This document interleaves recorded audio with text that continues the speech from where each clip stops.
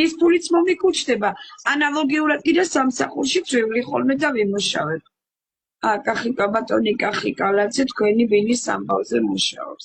უღრმესი მადლობა გადაეცით ბატონ კახის, უღრმესი მადლობა. გაიხარეთ, იცოცხლეთ. ეს იმას არ ანიშნავს, რომ მე ბავშვი გამოვიყვენო და გამოვიყენო ლუკა ალადაშვილი და ბავშვის გამო ბინა ვითხოვო. არა, მე ვითხოვ რას? ყავდეს თავის მამას და თუ უნდა ჩემთან წამოვიდეს, გულითა და სულით მიყვარს მე ლუკა ალადაშვილი, მაგრამ რა კი ესე ჭირივით ზიზღს იწევსო და ასეთ რამეებს აკეთებენ, მე ბავშვს ფსიქოლოგიას აღარ ვახდენ, როგორც უნდა ისე იყოს. გადაწყვეტილება თვითონ მე იყოს, მე დედასთან უნდა თუ არ უნდა. მე არაფერი არ მოვაკლებ. შემიძლია გაუგზავნო, სხვამ გაუგზავნოს, სხვა მისამართით არ გამოუჩნდები. და ჩემ შვილს მიუტანო ის საჩუქრები. ესე შემიძლია გავაკეთო. ესე შემიძლია ფული ჩავრიცხო და სხვამ მიუტანოს. ეგეც შემიძლია. მივხვდით?